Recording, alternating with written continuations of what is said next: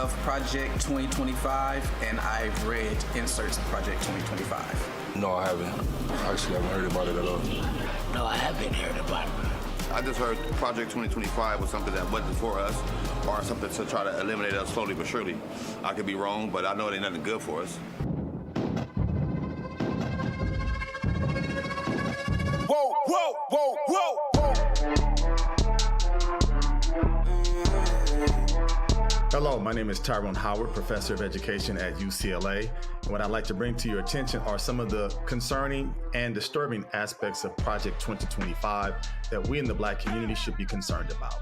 Federal education policy should be limited, and ultimately, the Federal Department of Education should be eliminated. Outrageous. That's just complete nonsense. There's no clarity here as to what this really means. Are we eliminating resources? Are we eliminating things? And who is this being eliminated for? There's already a shortage of resources that young Black kids get. What are we going to do if we don't provide the same education resources for everyone? I think Project 2025 is something that's going to set us back about 20 years. Wow.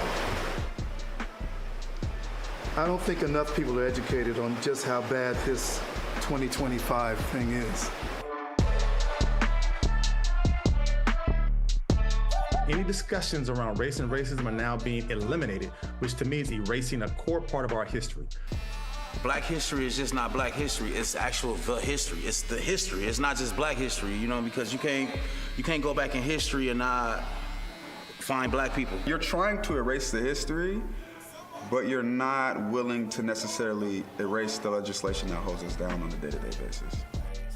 Got it. Insane. Okay. Cool. That's a wicked game that they're playing. I feel like they're trying to just disintegrate everything, and I don't appreciate that at all. No, this is crazy. This is actually crazy. This is worse than the other one. It's overwhelming. I can't believe someone actually took the time to put together this document that is, it's absurd. It's absurd. The death penalty has always been highly problematic because a disproportionate number of people who are on death row are Black men. This would ensure their instant death. No, I don't vote for genocide. I don't vote for genocide. I don't vote for Black men being executed inappropriately and untimely. I don't vote for any of that, never have. I don't believe in the death penalty personally. You know, I feel what he say, no, vengeance is not ours, it's his. This is the same group that believes that the lives of, would-be children are considered. And then to become like judicial hitmen, right? It's like, it's crazy because you can't use the same God for both of them. We have a lot of individuals who are obviously doing, time in prison and our jail systems without having gone through the proper channels of being allowed a, proper due process. What it does really is just let Black men know that we're not respected. We're still not looked at as human. This is still like an extermination. I think the only thing that really scares me about this is the conservative administration should do everything possible to obtain the finality for the 44 prisoners currently on death row. That seems to say even if they're innocent, kill them. That's scary. Liberal states have now become sanctuaries for abortion tourism. Health and Human Services should use every available tool, including the cutting of funds, to ensure that every state reports exactly how many abortions take place.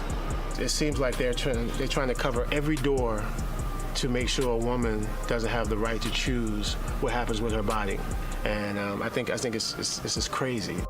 I feel like they should have their choice of how they want to treat their bodies and do what they want with their bodies, so it shouldn't be up to no government to do that. This is an important issue that we should all be concerned about because women's rights are being taken away. This takes us to illegal and backroom abortions where women put their lives at risk in ways that we haven't seen for centuries in this country. They've been through a great deal of suffrage, so this is just another thing to add on to more of that suffrage. And I feel like they should have their choice of how they want to treat their bodies and do what they want with their bodies, so it shouldn't be up to no government to do that. No, I'm not. This is not something I want to vote for at all. I wouldn't vote for it. But I want my daughters to be able to grow up. They're 6 to 12. I want them to be able to grow up and have freedom, rights. He's already said he wants to do a national abortion ban. So this is just proof positive. The Secretary should phase out all existing income-driven repayment plans by making new loans, including consolidation loans, ineligible. There should be no loan forgiveness. This means that your loans will be due soon, and many of them with interest and penalty and fees, so more money out of your pocket. Why is that important? Because Black people are twice as likely to have larger student loan debts than people from other races, which means that it only delays the ability to purchase homes and other wealth-building strategies. No loan forgiveness it's pretty scary. If it's no forgiveness and if all the borrowers should have to repay their loans, some people are not in a position to do that. And I don't think a lot of people can recover from the debt that college is putting on people. So, you know, you be putting kids in a position where it's almost impossible for them to win.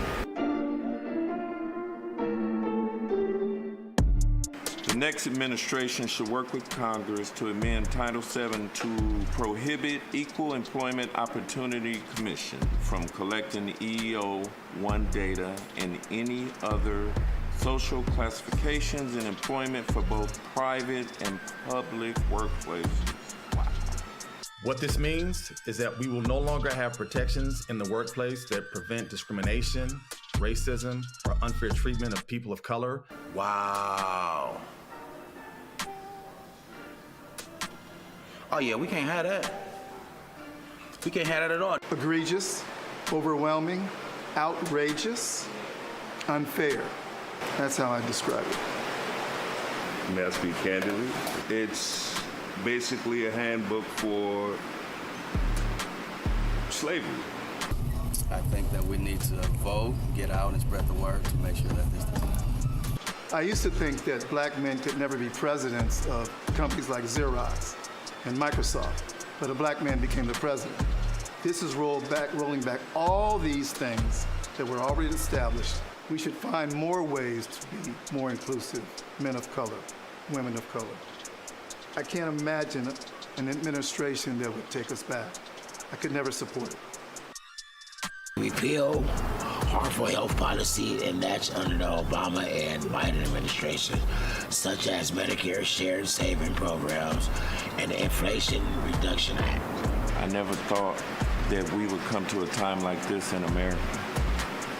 You know, just sad. The Inflation Reduction Act basically is a provision that will have an impact on Medicare, which would mean higher prescription costs for seniors and more money for Big Pharma, plain and simple. I'm in a wheelchair, and I do got Medicare.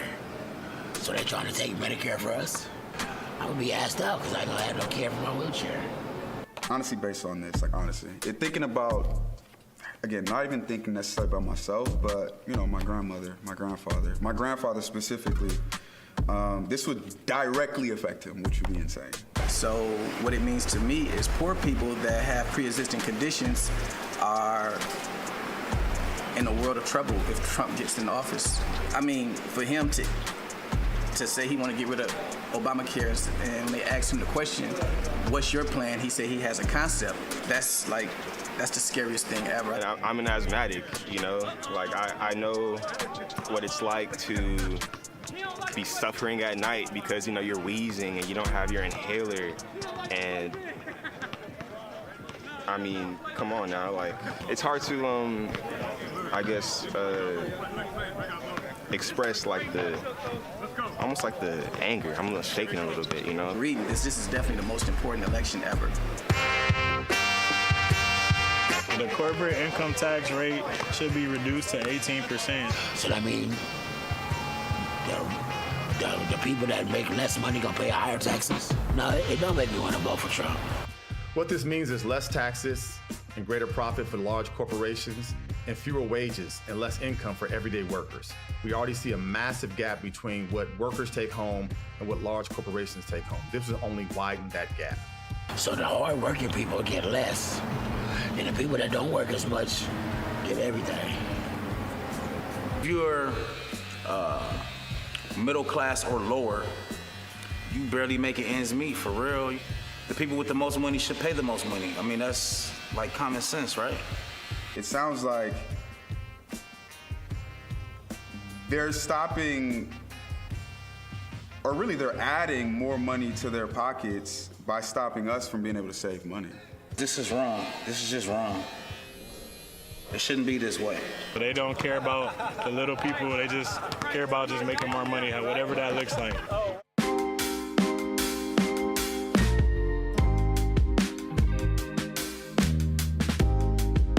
I would say take your time to read what they're pushing.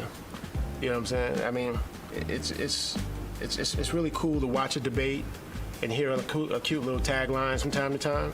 But when you see what the agenda is really about, you know what I'm saying, you're probably gonna think twice. It's not good for the black man at all.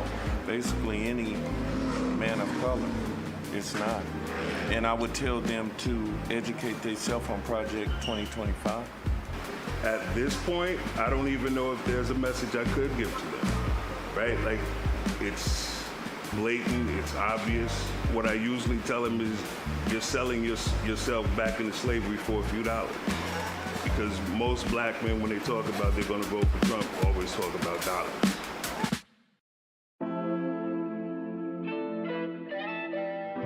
Everybody just thinking that Trump was a good president from EDD, PPP, that Trump was gonna look out for the blacks. I mean, look, I don't think Trump really honestly cares about anybody back there anyway. I plan to vote this next presidential election, absolutely.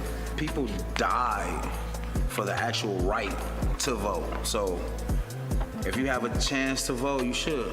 This is my second time voting, and since I've been free. And to me, and anybody around me that know what I went through, fighting to get home, and know what's going on, like, we have to vote. We just have to vote. When I grew up, my grandfather was from the South, and it was very hard for them to vote. So no matter what, vote. We have to vote. It's important. I don't care if you gotta stand in line 5-6 hours. Vote. And at this point, it's really not even about politics. It's about character. Like, the dude is just a horrible person, right? And that's what it boils down to for me. It's beyond politics at this point. So many elections before, black men, women didn't vote very much. We have to vote at this election. It's going to be a game changer for all of us. I use the term, I have to stop this insanity. Not only am I going to vote, but I'm going to encourage all my friends to do so.